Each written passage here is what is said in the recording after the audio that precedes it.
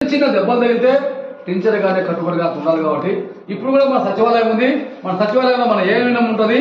ANM అడిగినా కూడా మీకు కావాల్సినటువంటి మందులు కావచ్చు, టీచర్ కావచ్చు, ఇవన్నీ కూడా అందుబాటులో ఉంటాయి. వాటిని సద్వినియోగం తీసుకోవాలి.